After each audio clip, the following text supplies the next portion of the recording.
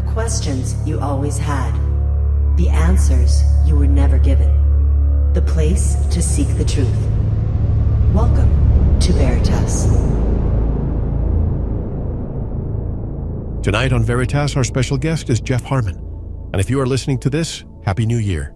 It is January 1st, 2026, and there is no one I would rather have on to start this year than Jeff Harman. Jeff has been on this program many times, and there is a reason we keep bringing him back. He sees timing, not predictions based on wishful thinking. Timing based on geometry, mathematics, and cycles that have repeated across millennia. And this year, the timing matters more than ever. In just a few weeks, in February, Saturn and Neptune conjoin. Saturn is structure, authority, control. Neptune is dissolution, illusion, and the collapse of certainty. When these forces combine, hard limits arrive at the exact moment people lose the ability to see clearly. Control tightens while confusion spreads. And right now, as the calendar turns, that is exactly what we are watching. Real ID pushed aggressively under Kristi Noem. Paper tax filing ending. Cash disappearing through friction, not force. Stablecoins moving forward while central bank digital currencies are publicly rejected. Different words, same architecture. Catherine Austin Fitts says Trump was put in by the bankers to complete the control grid. She says the other team could not move fast enough. Tonight we ask Jeff if the astrology supports that claim. We will talk about the PayPal mafia surrounding this administration. Vance as the technocratic bridge. Italy, Poland, Hungary, Austria, and the fragmentation of Europe. We will ask why there is endless talk and not a single arrest. We will ask if UAP disclosure is already happening while people wait for an announcement that may never come. And we will ask the question no one wants to answer. Will the digital enslavement system be fully implemented under this administration? Jeff Harman does not do comfortable answers. He does timing. And the timing says 2026 is not a year of awakening. It is a year of locking in. So as you begin this new year, ask yourself, what will you have decided before the window closes? Jeff Harman is coming up next. Welcome to VERITAS. If this is your first time listening, welcome home. To access tonight's full interview and all of our exclusive material, simply join the VERITAS Plus family by clicking on the subscribe button at veritas7.com. While you're there, don't forget to visit the VERITAS store, featuring a range of great products, including Focus Life Force Energy. Experience the benefits with a 15-day free trial of FLFE, no credit card required. Also, be sure to explore our enhanced VERITAS Plus transcripts, offering full transcripts, comprehensive analysis, and exclusive insights for every episode. As a VERITAS Plus member, you'll receive a 50% discount on these enhanced transcripts. Want to get in touch? Be a guest on the program? Suggest someone or share feedback? Just click the contact button at veritas7.com. So sit back, relax, and enjoy tonight's program. And first of all, Happy New Year to everyone who's listening. And obviously, it's the first of the year. So who do we have today? Our friend, Jeff Harman. Jeff, welcome back and Happy New Year to you. All right. Well, thanks for having me on every New Year, Mel. You do this every year. It's been a ritual for us. Well, what is it? Over a decade now, isn't it? I think it's almost 2 decades now, Jeff. Yeah, it's a long. We're getting close to that. Wow. It's been that long? It's been that long. And we're recording. That's great. We're recording a few days before just because of the holidays. So Sure. hopefully things would not be that different. But the way I see it, it might be. So let's begin with what you mentioned as one of the most important things, the Saturn-Neptune conjunction. As we enter this conjunction, Jeff, what specifically should people expect to feel and see in the first months of 2026? Well, I think it's going to spell a lot of things. And just let me, kind of identify how unique this Saturn-Neptune conjunction is. Because a lot of people say, well, what the heck is it, right? What does Saturn-Neptune mean? Well, Neptune, I often show, is the connective portal between the so-called subconscious mind, or if you want to take it down the rabbit hole further, the astral world into this reality time-space continuum. Quantum physicists talk a lot about how there's multiple dimensions. Well, what's interesting about Neptune is it seems to be the connective portal to that. Whereas Saturn, if you look at the glyphs of these planets, they're very telling. Neptune is the crescent of the moon bent upwards over the cross, whereas Saturn is the cross over the crescent of the moon. Very interesting. We'll show that later in diagrams. So Saturn rules our reality structures, and Neptune is like the portal out of this reality, which is interesting stuff. Now, you might say, okay, great. This happens about every 35 to 38 years. This isn't a unique occurrence. It's happened before many, many times. But what's interesting about astrology is where it happens and the rest of the juxtaposition of the heavens at the same time. And this is a very, very unique time in the history of humanity. Why? First off, Saturn and Neptune are forming in the very first Egyptian bound of Aries. Now, sidereal astrologers are going to say, oh, no, this is happening back in Pisces. And they're correct in the sidereal system. And there's a lot of dispute between astrologers who are siderealists, which is right where everything is in the sky, and tropicalists. Tropicalists are the ones who treat it's kind of more the mundane astrology, or you could say what we see in the earth based on the solstices and equinoxes. We have the spring equinox, summer solstice, fall equinox, and winter solstice. So we just had the winter solstice, right? So very powerful points. So the tropical zodiac, actually, in my viewpoint, has been really spot on in major world and geopolitical events. Just to give you a past example, remember COVID? Well, COVID in the sidereal zodiac happened in the summer and fall of 2020. But it happened exactly, 2019. It happened exactly at the January, somewhere right in the third week of January. You can just go back and look at all the newscasts because that's exactly when it happened. I think it was like the 21st or 26th of January of 2020. You could have set your watch to it. It was that accurate. The whole alarm bell, all the put your mask on, be afraid, get your vaccinations if you want to live, right? All this stuff happened right when Saturn and Pluto joined. So just to go back to the topic here, the Saturn, now we have a Saturn-Neptune conjunction. So what does it mean? Reality dissolving. And it also means fraud and exposure in many different areas of society. One of the things that I'll predict is going to happen, and I think we're going to see this 2020 election fraud completely be exposed. Now, I know a lot of people roll their eyes, oh, there was no fraud. The judges said there was. Let me tell you, there is so much evidence to this, and people were put in prison over it, and we're going to see that come to bear. Furthermore, I think you're going to see indictments on the Russiagate thing. And I think Pam Bondi's going to need an extra $100 million just to hire more attorneys to make this thing happen. And we're seeing a war here between the globalists and the nationalists.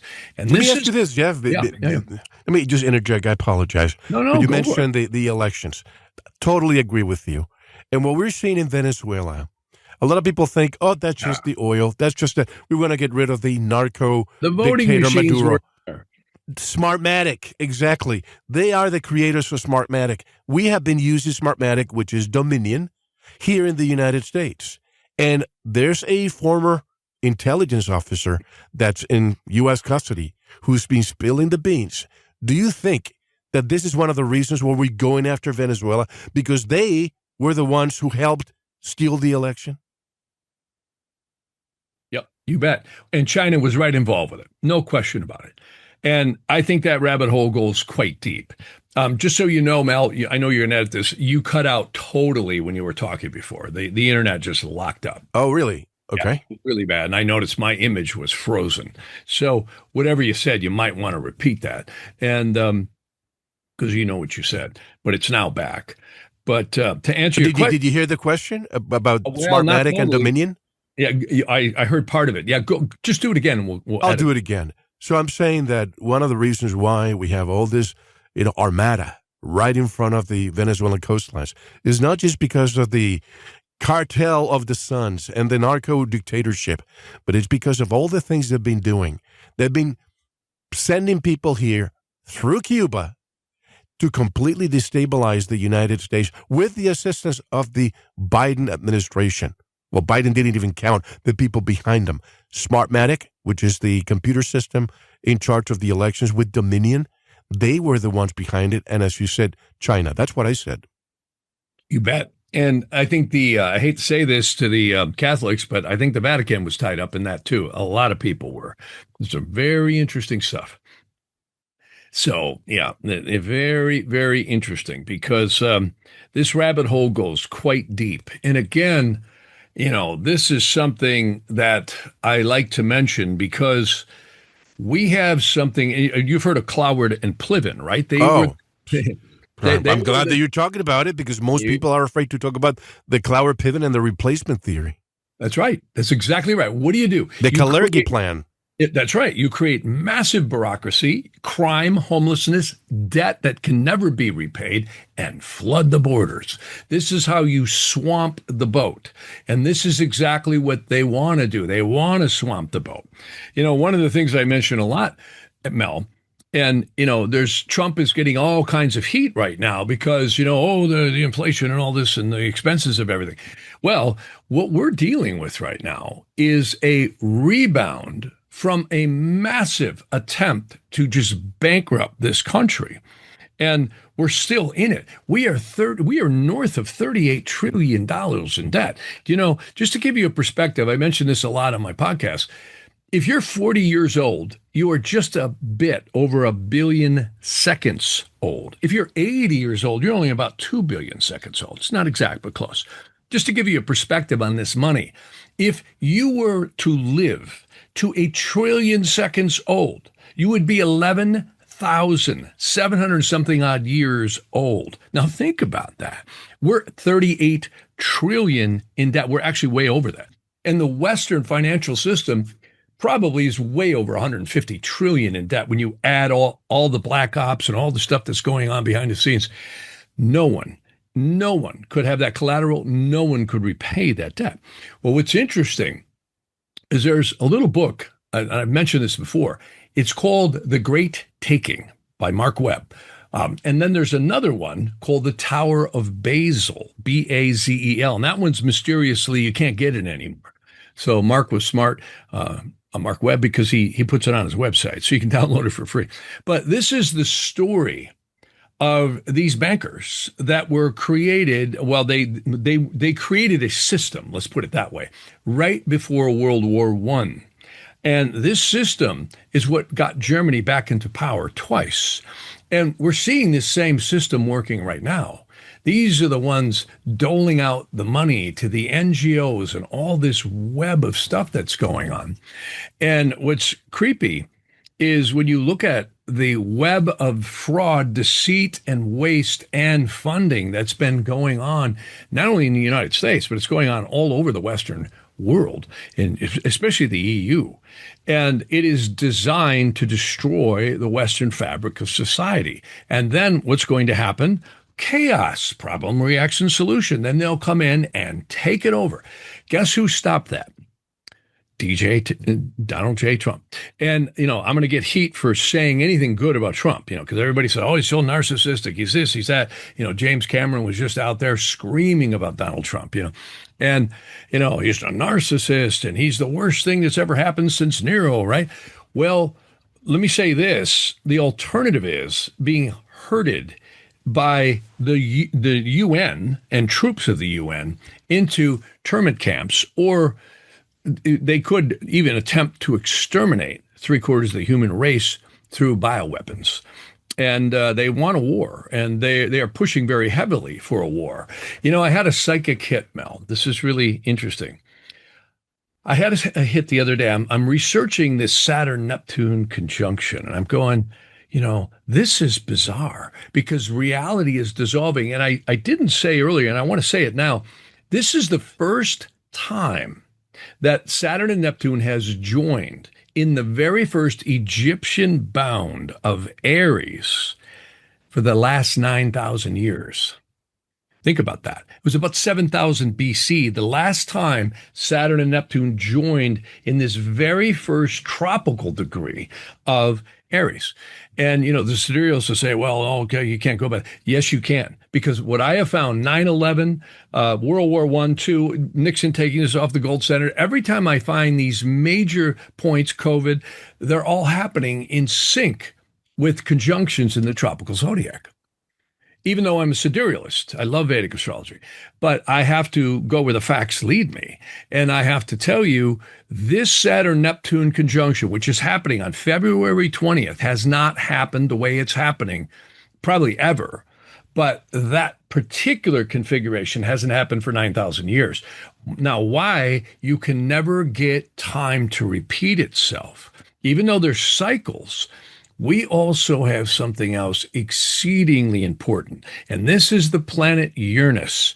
Uranus goes around the solar system about 84 to 86 years. It's not exact, but it's pretty close to that.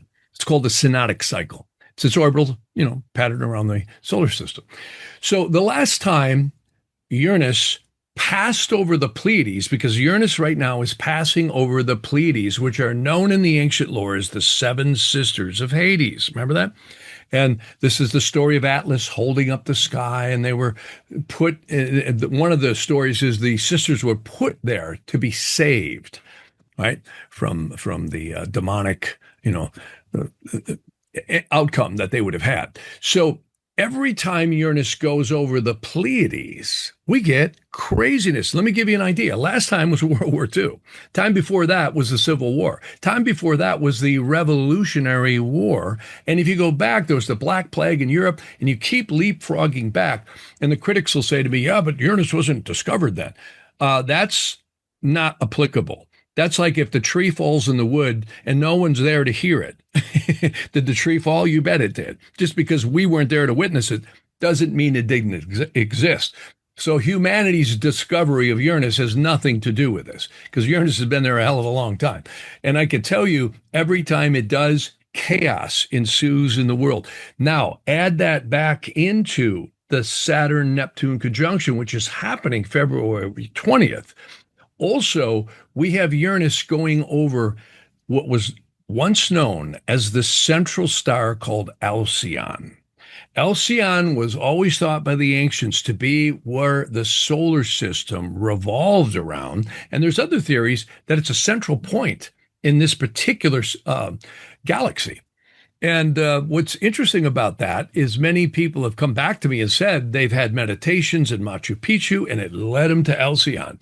So Alcyon is a very interesting star because it rules things connected with being placid, being spiritual, being centered, being calm, all these reference points to these ancient fixed stars. They actually say they're angels. Well, add the disruptor, which is Uranus, going over that. And this is why you get rebellion against tyranny. Look what happened in World War II, just for an example. What did we have? We had Hitler trying to take over the world, Holocaust, all the crazy stuff, right? You had Japan trying to join the Axis and Italy as well. And then if you go back further, look at the Civil War. The Civil War was all about slavery. It was also about taxes and things too. And there was a lot of forces trying to divide the United States on top of that. And then if you go back, we know what happened in the Revolutionary War, right? It was all, again, an act to unshackle ourselves from tyranny. We're here again. We're here again. In 2024-25, we have Uranus going over, and 26, by the way. In fact, Uranus will not complete going over the Pleiades until the latter part of 2026. So this is why we see this tension between the globalists and the nationalists. It's, we heard Daddy Bush, remember? Not the shrub, Dad Bush. He's the guy who said, The shrub. It's a new one world order. Remember that back in the 90s? This is 30. Yes. Early 90s. And September 11th, 1990, by the way. Yeah, that's right. That's right. And how about that? And, an interesting date. Huh? And of course, 2001, we get the Patriot Act. So this is a very calculated. And I find these people who are in very deep, powerful places use astrology emphatically. They know to strike and time events when these happen. Now the critics will say, well, but it's just the alignment of the stars. Well, it's interesting how these things seem to happen literally almost on the day. We're going to see something very powerful. I had a psychic and a couple of other people say to me, Jeff, we think California is going to fall in the ocean.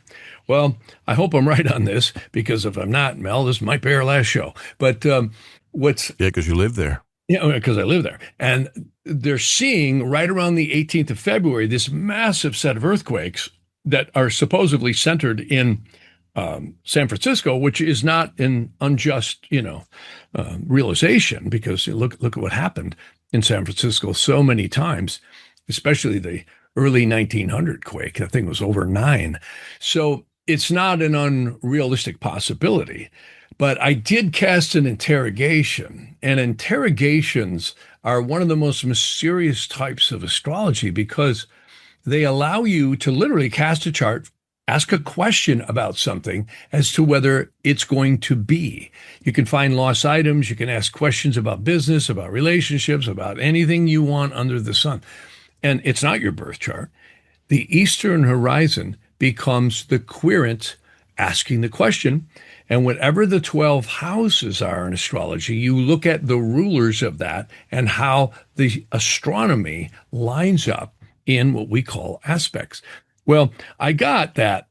I don't think California is going to slide in. I do see we're going to get earthquakes. I get it's more in the upper eastern area, again, the Russia, Japan area, and the Pacific Rim. We could see some stuff in Alaska as well, because it's also close up there. The whole Pacific Rim could light up in the northern part more. But what I get is more subterfuge. I get that as more and more people get exposed in this fraud scheme and what's really going on, and the shutting down of all this money flow that's energizing this whole global terrorist network, and especially one in the United States, is going to really cause a backlash. And this whole thing with Russia and Ukraine, I've been saying all along, there's so much more to that we are not hearing about, that is really going on. And I think the owners, to use George Carlin's very accurate quote, want war. They want to see a major war, and they're going to try and get it going in Europe. And we could see all kinds of subterfuge and trickery. And I started to say before, I got a hit that they're going to try and literally get some type of a nuclear exchange or war going, but the extraterrestrials are going to step in and stop it. I actually got that hit, because there's always a savior element to Uranus going through the 7 sisters of the Pleiades. And Alcyone seems to have a real spiritual connection to saving the world. And it's interesting, because the Vedas mention this stuff, that God literally always sends down into creation fail-safes to keep creation creating. There's so much life here on this planet, and I believe many, many other ones. And the Vedas actually say this is constantly maintained, and then the cycles of destruction will ultimately come in about every 4.3 to 4.6 billion years. All the universes get destroyed. And of course, we hear the Big Bang and the contraction theory, both of which might be accurate. And the whole creative process starts again.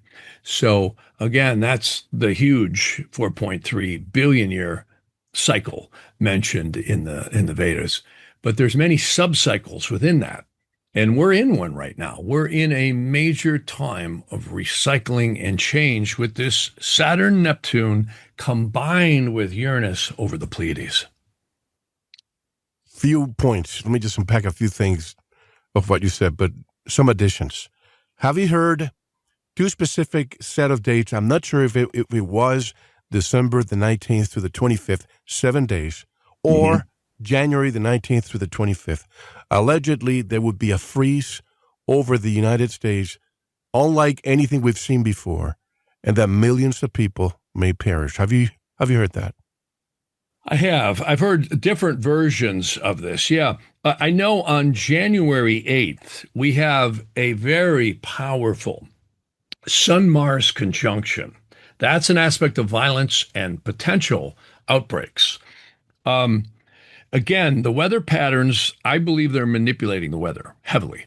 Again, you and I were talking before the show. I was coming in from Arizona and I came down into the Los Angeles bases here a couple of weeks ago. And I've never seen the haze and the clouds that I've seen. And of course, I look up high and there's our buddies just striping back and forth, painting the sky with barium and whatever else, the nitric oxide and all the other crap they're putting in this. And I could feel it. My lungs got so heavy. I had to pass through the 10 downtown Los Angeles to go north, which I should have took the 210. That would have kept me out of it. But, and I'm hearing reports all over the world. I mean, the campaign is just stepped up so much heavier. And it's interesting because we could see some manipulated weather events here that are very powerful. I don't know that I get that one. Let me take a look at that because I haven't directly looked at that, Mel. Will we get a freeze and millions of people die? That's a good question. I actually cast what we call an interrogation chart right before the show and kind of looked at, what's the focus here that you think, is really going to be germane here. And health really comes up. People's health comes up very strongly. And that's air again. Now, you're saying here, the report you've heard is there will be a massive freeze and millions of deaths? Massive, exactly. The number I heard was, this is ridiculous if you consider it to be true. 50 million. Well, as dense as population is in certain areas, that could be not an unrealistic number. Yeah. And by the way, the media is not showing what's happening in the Pacific Northwest. I see reports and videos every single day. Flooded towns. Oh, God, yes. Oh, it's massive what's happening up there. I mean, it's devastating what's happening up there in Washington and the Puget Sound and parts of Oregon. It's just horrible what they're going through.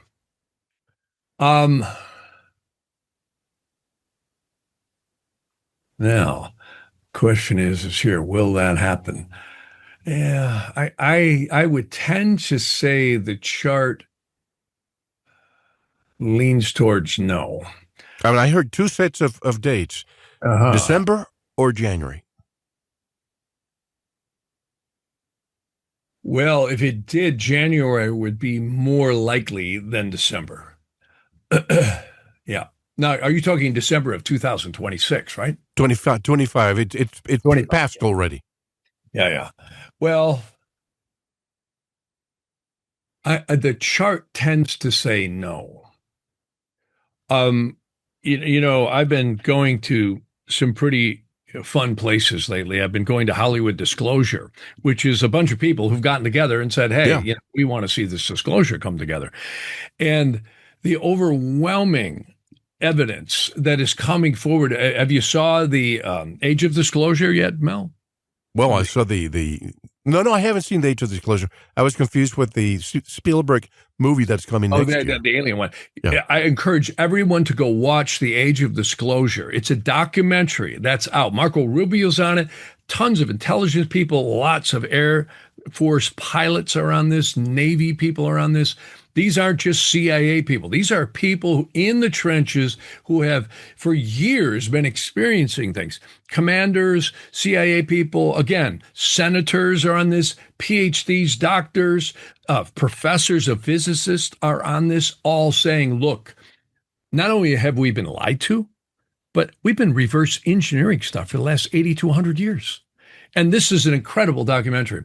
And the reason why, back in the 70s, I used to chart UFOs. My uncle gave me a little telescope, and it was actually a really nice one with a Barlow lens and everything. Had a big tripod, and we were way up north near the Canadian border, little town called Saynor, and it's probably 30, 40 miles from the Canadian border, and Upper Peninsula of Michigan. So it's all woods up there, right? You don't have any pollution, you don't have any light pollution. So I would sit there late at night and I'd mark down all these weird looking triangular and cigar shaped crafts, and I could never figure out.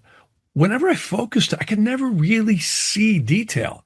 I even brought my mother and dad down there one night because they thought I was crazy, right? I said, "You're out of your mind." I said, "Look in here." They go, "Oh, you're right. That's a craft." I can actually say, "Yeah, how about that?" I actually had a motorcycle shut down in 1975, just shut the whole bike down, wiped out the electronics, and the next day it started right up. We even arced the battery. So nobody's going to tell me these things are real. So here's what's interesting. In the age of disclosure, and this is why I brought this up, this physicist said, we've been tracking these things. He said, we don't know how in the hell they can go from underwater at hundreds of miles an hour. We get nothing that'll go hundreds of, you know how much resistance is in water? If you take a gun and you shoot it in the water, you'll be lucky if that bullet goes maybe 6 feet. Because they have plasma around them. It just displaces. That's right. They're creating a new time-space continuum around them. And that's why I could never focus them in the 70s when I was focusing the telescopes. I could never focus. I could never see why, I can see the craters on the moon. Why can't I see the craft detail? That's probably why. And in this documentary, The Age of Disclosure, this guy mentioned this. He said, look, I said, we know what they got to be doing. He says, we're tracking them going out of the atmosphere at speeds that would rip the organs apart in any pilot that had to experience the gravitational variations that they can maneuver at. Go to a dead stop and then hit, incredible speeds, velocities that we just can't even do. And then they go into the water and do it. And no splash. No splash. And they're cruising under the water. And, I talked to a Marine here about 3-4 years ago he said, yeah, we got a whole team. We're tracking all these things in and out of this huge cavern that's right off the coast of Zuma Beach out there in Malibu. This is huge. And when they're coming in and out of there, they said the propagation speeds are so fast, we can't even hardly measure it. And how the hell are they doing it? Same thing. There's another admiral who's find another place that they've got a base, a parent base anyhow, between Catalina Island and Laguna Beach. And interesting stuff. And they've had submarines down there looking and everything. I actually taught a physics class at a college back in 1983 or something. And I had one of the students, we were doing a physics class on sound and everything and vibrations. And one of the students said to me, my dad's an admiral. And he says, they take submarines under the California coast all the way up to Salt Lake City. It's all honeycombed. Yep. Bases underneath, all this stuff. So, again, this is now back to the topic here today. The Saturn Neptune is going to dissolve our reality. I wouldn't be surprised if you actually get Trump acknowledging it. Well, hold on. Let me interject because you just brought what I wanted to say for a moment. This is what I've been told in the past couple of days. Some information has been presented to Trump where he is now being forced to disclose very, very soon, maybe even before this show airs. That's right. Yeah, he's making a big announcement on the night we were taping this. So yeah, but I can tell you, we are this close. And this is, I was asked this, I think, by you last year or the year before. People said, "Well, Jeff, do you think disclosure is going to happen?" I said, "What do we need it for? What, you need the president to come out and tell us?" The people who know. The people who don't know, well, it's going to be a shock to them. But I'd say, wake up, get some coffee and smell it, because reality is going to hit you like a freight train, because we are not alone. What are the implications, Jeff? If they come out with this information, imagine all the questions that you and I will have. First of all, can you defend against them? Because, let's not be naive. I mean, I know Dr. Stephen Greer says all of them are benevolent. And then you have others who say they're all malevolent. I'm in the middle. You have to just be prepared for any scenario. Well, I think if they were interested in being malevolent, they, trust me, could take us out in a nanosecond. Yeah. We got nothing that could compare it to them. I mean, even our our jets have been firing at these things with very sophisticated weaponry, and they can't hit them. And I think one did hit it and it bounced right off it. It was like a bubble. It's like 4th of Yep. July. Remember how that bubble? So, or force field, if you will. No, I think Admiral Byrd really put a real spin on this when he said back in the 40s, this massive funded operation in Antarctica was brought down by the U.S. Government and military, and High jump. That's right. They went into the hole and flew down in there. They were actually forced down, and beings in these huge cities, crystal cities, had said, "Look, we know you guys are nuclear now, but if you do a major nuclear war, we'll stop it." And this is the vision I just got recently, because when I was asked this question, will California slide into the ocean? It got me really thinking, because, hey, if it's going to slide into the ocean, I'm going to get out of Dodge, right? I mean, I live, just north of Malibu by a few miles, so it's not exactly something I'd like to experience. And, the San Andreas literally runs right down the 5. And through the 101, and it cuts across all the way up to San Francisco. So if this thing ever cuts loose, I mean, it's good night, Irene. I mean, we're gone. And it's a slip fault from what I hear. The Pacific North Plate, I think it's going under the North American Plate, or the North American Plate's going over under it. Whatever. I'm not a geologist, but I know it's doing one or the other. And they actually say that's not the problem. The problem is the buckling. That's why 1994 was such a bad quake. It wasn't the San Andreas. It was what they call a surface buckle, which is very violent and really dangerous because it can be extremely intense at certain localities. It's like a sine wave and a torsional wave going through the surface. And those are the dangerous ones. And we could see stuff like that, 6, 7, something like that.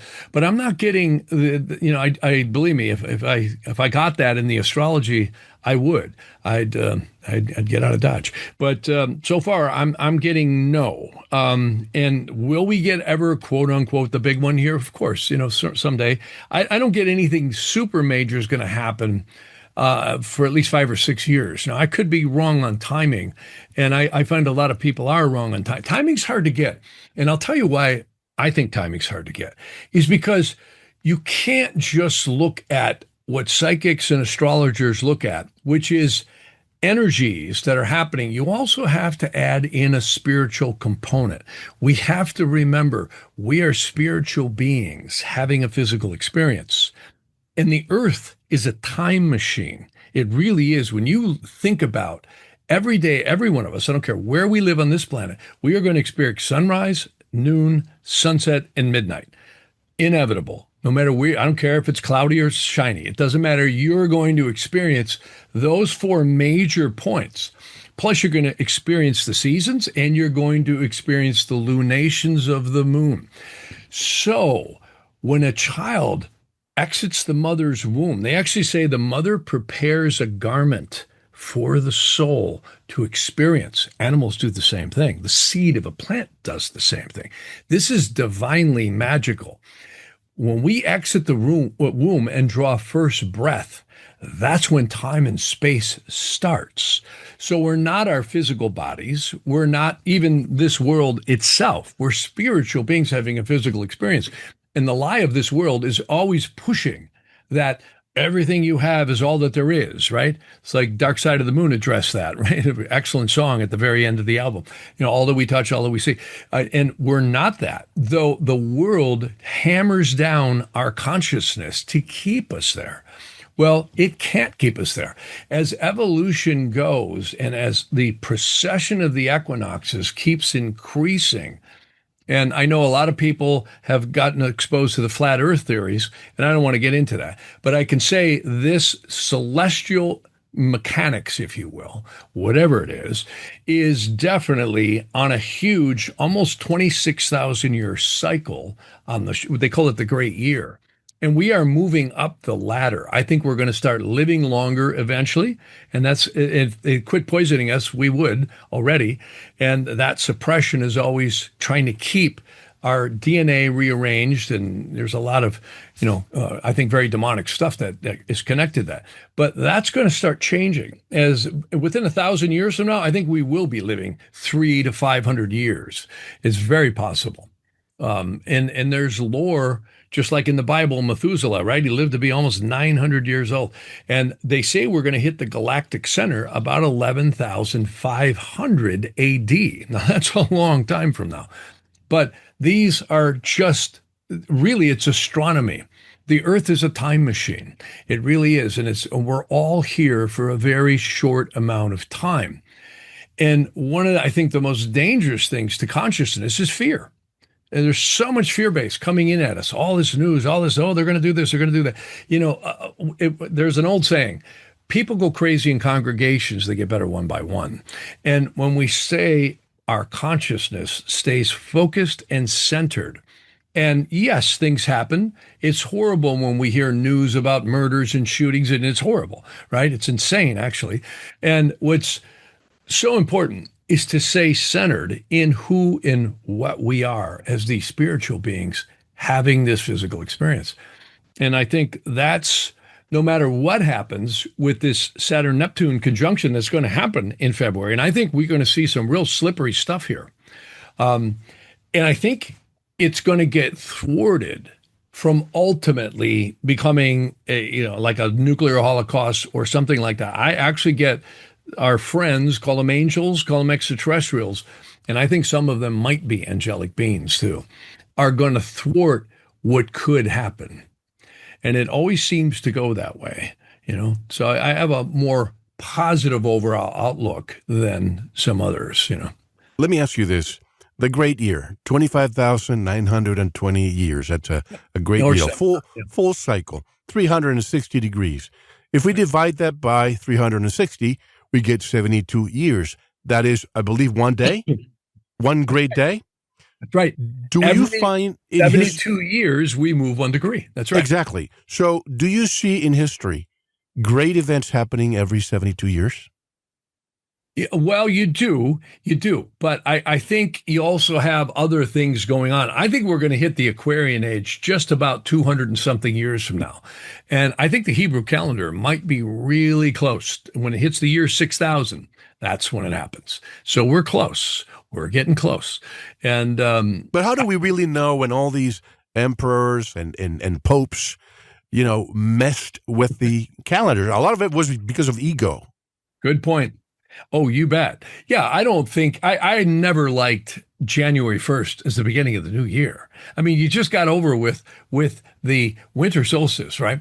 And the sun's just eking its way back up. All the ancients, particularly astrologers, treated the beginning of the year at the spring equinox. Exactly. Now, here's what's interesting about the number 72. 72 is an exceedingly sacred number because in Exodus, there's 3 verses in the Bible that are permeated to the 72 angels. And let me tell you, this one goes down the rabbit hole. Many people may have heard of the keys of Solomon, the Goetia, the greater and lesser keys. These are very dangerous documents. I have a lot of that research. And there's angels and spirits that rule each quintessence of the zodiac. See, if you take that, each quintessence actually equals the 72 angels, which is really interesting. Take 360 and divide it, you get 72. So it's pretty interesting how that math works out. And these talk about the matrix. I always say, forget Trinity, Neo, and Morpheus. If you ever wanted a spiritual matrix that's interacting on the soul, this is it. The earth is clearly it. It is a place where time and space continue. I always say God created time so everything wouldn't happen at once. And I really believe that's true because it really is astronomy or astrology. Today everybody calls it astrology, but the ancients, all your great minds were astrologers, but they called themselves astronomers, which is what astrology is today. And they were looking at it. The only difference between an astrophysicist and an astrologer is the astrophysicist doesn't want to hear about anything that's connected to the planets other than science. They want gravity, they want masses, they want, magnetics, all these measurements of hard sciences. that all came in with the so-called age of reason, which might have been the age of insanity in some ways too. But it was a division. Darwinianism and all that stuff really separated that. But if you go back and you look at Galileo, look at even C.S. Lewis, so many of these Pythagoras, they were all astrologers, like they call it today. They extrapolated the movements of the heavens to life on Earth and the soul's journey in time and space. And I think Vedic astrology is one of the areas that really maintain that cohesively in its looking into the journey of the soul. And I've actually talked to a lot of doctors who are, very well trained, very smart people, and they'll do surgeries and they'll say, we follow procedure to the T, absolutely right on, because we have to, right? The anesthesiologist, everything they do is really proceduralized. And he says, some days it just never works out. Other days it goes perfect. If you look at the astrology, I've done this with a couple of different doctors over the years. And if you look at the astrology that you go under the knife, if the moon is making hard aspects or you got malefic aspects in there, it can be very challenging on the procedure as well as the healing on the body, because it's all just energy. It's absolutely amazing. It's called electional astrology. Our forefathers actually laid the cornerstone of the Capitol, and I believe they did other ones too. We just don't have records of it, in Washington, D.C. Washington, D.C. is an Egyptian temple. If you look at its sacred geometry, the French architect, all that, it is a Egyptian temple. It's a Masonic temple, and it's very powerfully laid out. Look at the Pentagon, right? So it's a 5-point star. And aren't all the generals, kind of that same thing? Do you think a lot of those buildings were found or founded? Well, that's a good point. Yes, I love that Tartarian stuff. You betcha. Yeah, and see, now you're getting back into the 72 angels. See, there's been a lot of lore that's coming to fruition here about the pyramids, Atlantis, and all these Tartarian incredible structures that were destroyed in mudslides and hidden, and the history that's been hidden from us. What is all this stuff? Well, there's something called the sacred holy magic, and it was actually espoused by a man named Rabbi Maharil in the 14th century, and it relates to the Passover, which is the first of the year, to the fall equinox. The Passover, if you look, it starts on the first new moon closest to the spring equinox. And then there's 6 lunations, which is just a fancy word from new moon to new moon, right? You go from the new moon to first quarter, full, third quarter, and new moon. So there's 6 of those that go on to the fall equinox.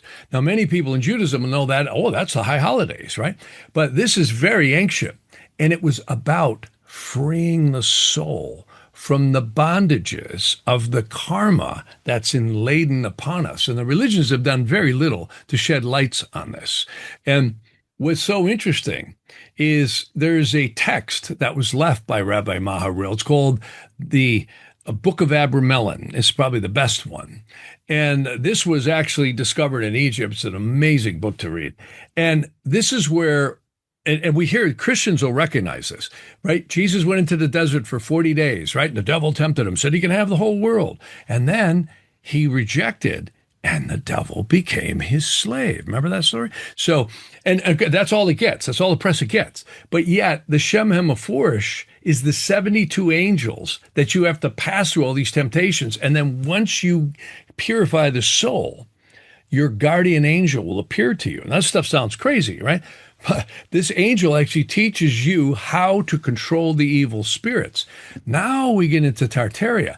Guess what? It says in this book, the familiar spirits, which every soul is given to at birth, but in these times we don't know about it, they are proficient in building incredible structures, mining gold and silver, making clocks, making all this art and artifacts. Isn't that interesting? If you look at the intricacy that you see in so many of these Tartarian structures, as well as free energy, all this stuff, it's like, how did anyone build this? They couldn't have. We couldn't even do it today. Not with that kind of articulate creativity. It's just stunning. In fact, the only thing the architecture's done in modern times is get more and more boring. You look at this stuff, even our, capital, and you look at Russia, look at all these different countries, India, especially India. Oh my God, India. Look at some of the temples there and in China as well. Stunning. Now some of that is justifiably been built by people, but there's a lot of stuff. If people look into Tartaria, not a chance. So look at the Great Wall of quote unquote China. And I say quote unquote because the defensive part faces China. So if you are China, why would you put the part that supposedly defends you on that side? Could it be that another civilization existed and saw China as a threat, and they were the one who built that? And for context, I believe the Great Wall of China is almost double the width of the United States. So imagine the resources that were needed in order to build that. Yeah, you bet. Let me show you something. This is a diagram that I use a lot on my podcast, and I want to do that again here real quick. I'm going to share my screen for you. And this is something that is really kind of fun to go through. And here, give me just a second here. So now we're going to get to this and this. So this diagram is kind of a simplified overview of creation, if you will. And what's interesting about this is that no matter what your principle of God, divinity, however, it certainly seems to be above creation. And to the atheists, I say, well, how do you explain creation itself? So here's what's interesting about this is they actually say divinity's energy is too bright to even get into creation. And that's what this Ein Sof Or is. And they say souls are created right here. There's no astrology up here. This is really divine stuff. This is actually a world in Aramaic called Absolute, which is where the divine divinity of creation of souls lies. They claim there could be 49 dimensions and 49 subdimensions up here. There's no astrology as we would know it. And these are the angels that are believed to rule this exceedingly high and exceedingly bright energies. The next worlds down is where creation gets more dense into many, many spiritual worlds. Again, they claim there's 49 dimensions and 49 subdimensions in each of that. And these, again, are the angels. So this big red line here, this thick, big red line, is kind of the division between what we would call the material worlds and the very divine spiritual upper worlds of creation. Now we get into, and you probably have heard of this, Mel, it's a text called the Sefer Yetzirah. Sefer's book, Yetzirah is an Aramaic Hebrew word that means creation or formation. This is where the material molecular worlds, as we would call it, start to exist, the so-called multiverses, right? And they claim there could be 49 parallel universes. If you talk to a scientist, they'll tell you, well, everything's made up of energy, right? Molecules and atoms and neutrinos and all these different forces. And again, look at an atom. It has a central point, almost like a solar system sun. And then, which is, of course, the protons, if you will, and the electrons are like the orbiting planets around it. And, again, this is getting down into the minutest areas of matter. Well, here's what's interesting. And now we get back into the biblical story of the Garden of Eden. And I think it might be a lot more accurate than we know. All your ancient cultures, the Vedas especially, the Buddhist texts, they all have this story of a war in heaven. And of course, that's what the Garden of Eden story is about.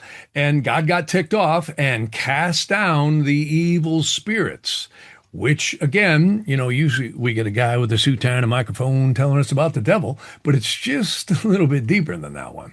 In the Western world, they call these four the fourth hierarchy, and then there's legions upon legions beneath that. Well, what's interesting is the Vedas actually talk about this too. Everything in the material worlds, we are on Earth, but anything on any material world in these physical universes will always be born, it will grow, it will mature in experience, and it will atrophy, and it will die.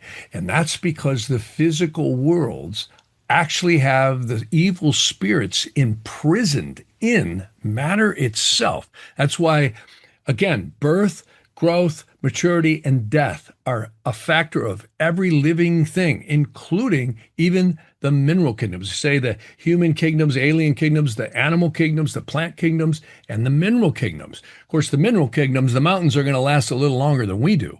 But they actually say, again, in the Vedas, God destroys all the universes about every 4.3 billion years. And it's interesting because science will tell us, well, about every 4.6 billion years, it looks like the universe has only existed, right? And so it's pretty close. And God only knows which one's right. But one thing's for sure, none of us are going to exist permanently. I mean, if anyone has an animal, you know how painful it is when you lose an animal or a loved one, right? You lose your parents or somebody else or some sibling or something. It's very painful when we lose a loved one, no matter who they are, right? So what's interesting is that's just built in to the physical worlds. But what's fascinating is the spirit, psyche, and soul has a far great, and the souls may be, we don't know, but I've heard they could be infinitely in existence. Again, time is a really an illusion in a lot of ways, because again, we all experience sunrise, noon, sunset, and midnight. And they actually say an angel fishes us out of the astral worlds or the lower heavens and attaches us to mom's womb, where she prepares the garment, which of course is known as the fetus and the egg and all that, right? So, and when we exit that womb and the umbilical cord is cut and the child enters the air of the world and draws the first breath in, we become autonomous, and that's where astrology happens. And when you talk about the world and the Saturn-Neptune conjunction and all that, the world also, they say, has a birth chart too. And I don't know what that is, but it's purported in the Sefer Yetzirah to been when every single planet was in Aries when the solar system started. And God only knows when that was. There's conjectures that it was billions of years ago. But, many scientists will tell you, well, the Earth is about 4 billion years old. Isn't that interesting? And, of course, we hear stories that the moon is a satellite brought here. And there's some very interesting stuff about psychology in this. And they say we get trapped in reincarnations over and over and over again until two things happen. One is the karma dissipates. And secondly, we become consciously self-aware. And I differentiate that from consciousness. Conscious self-awareness becomes where you get the aha moments that, hey, I am a spiritual being having a physical experience in a very deep, deep sense. And we break out of the illusion. There's a psychological model. I love to show this diagram.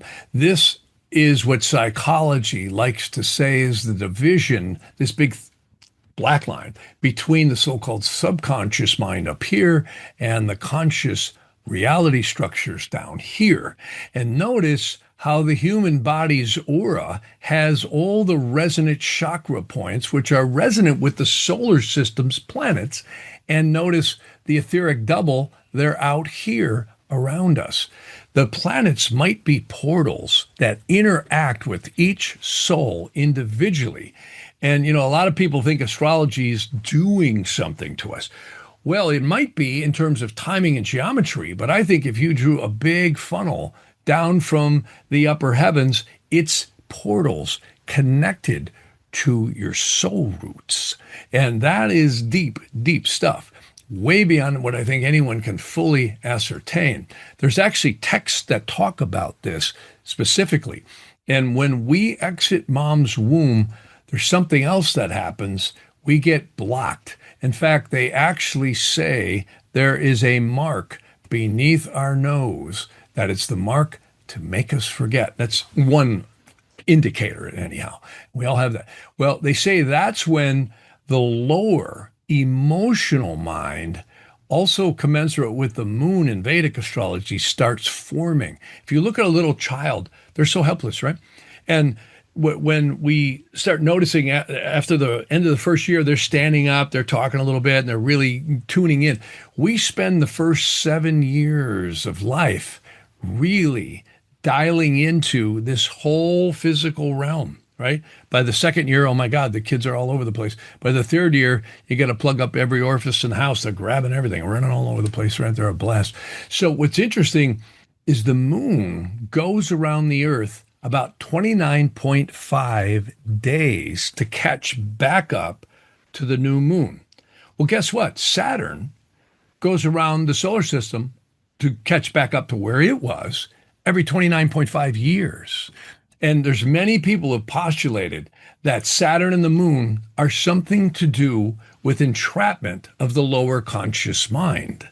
And if you look at the glyph of Saturn, it is the cross over the crescent of the moon. See, and that's previously concretized karmas and energies that are now attached to our perception of reality.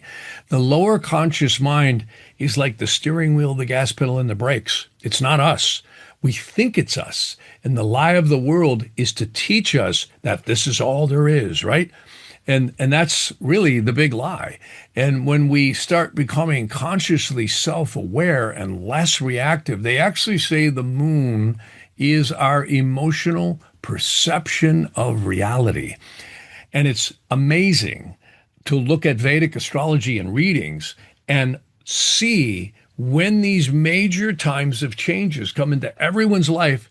3 times in a lifetime, most people will have Saturn transit the moon. It's known as Sadhisate, and it is one of the most powerfully karmic releasing times in the soul's journey in these lifetimes. Absolutely amazing. And it's different for everyone. No one is the same. This is really wild stuff. And again, we all have the same basic 3-dimensional 5-sense reference points, but every soul is different. Every soul is at a different point in the evolution. And that's why I always say the Earth is a time machine, and it really is. And it's our perception of reality on this time machine. You know, how many people really teach what happens after death? You know, we hear, NDEs, OBEs, and all this stuff. It's buzzwords and it's fun stories, but everybody is going to exit this garment known as the body. It's inevitable. That is something I'll predict 100%. It's an inevitability that all of us will exit. It's not something we want to think about, right? We're here striving and enjoying life and helping people and doing whatever we can do. But we're all going to exit this one way or another.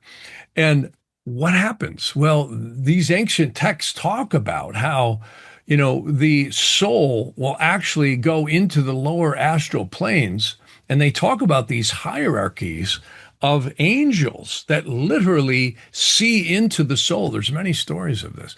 By the way, I don't mean to interrupt you, but we have to hold it right there because we have to break into segment 2. But what I said about the Great Wall of China, it was not double the size. It's almost 5 times the width of the United States. Wow. When we come back, there's so much to discuss. I want to also discuss the revamping of the Monroe Doctrine. Do you know where I'm coming from with this? Oh, yeah. You see what's happening geopolitically right now, the meetings that Trump had with Putin in Alaska. I'm told that there's a new Monroe Doctrine. This is why he really wants to get out of Ukraine. He wants to get out of NATO. Let Europe be Europe if they want to. Obviously, he wants Italy, Poland, what else? Austria. What else? Hungary to be out of the European. He wants to get out of the European Union. That does not work. It's just a globalist piece of crap.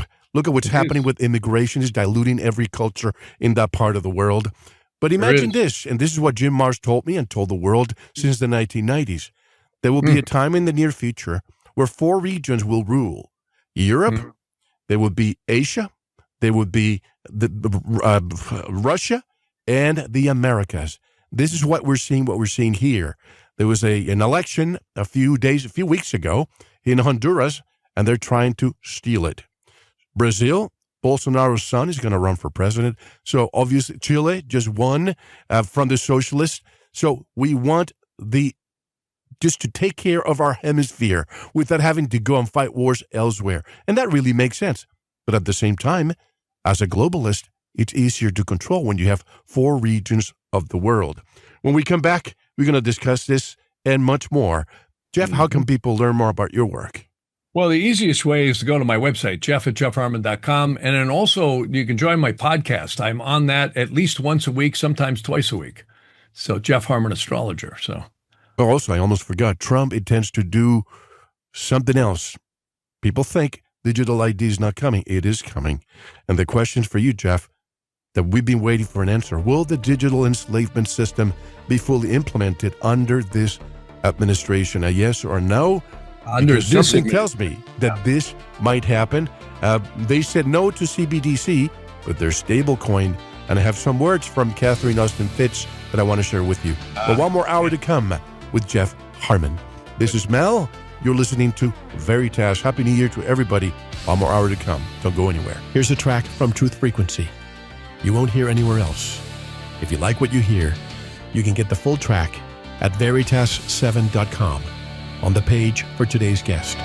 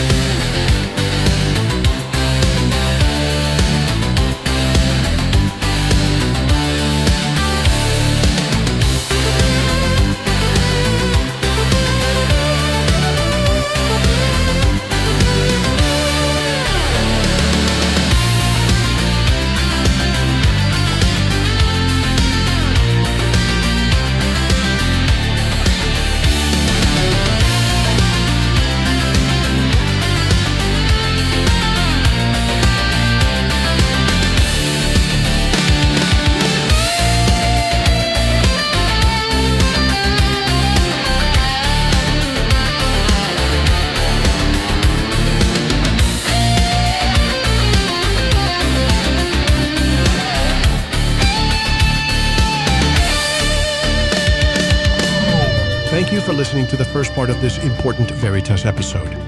To hear the rest and access all of our exclusive content, head over to the Veritas Plus member section or click the subscribe button at veritas7.com. While you're there, don't forget to visit the Veritas store, featuring a range of great products, including Focus Life Force Energy. Experience the benefits with a 15-day free trial of FLFE. No credit card required. Want to get in touch? Be a guest on the program? Suggest someone or share feedback? Just click the contact button at veritas7.com. Thank you for listening to Veritas, because you don't want to believe, you want to know.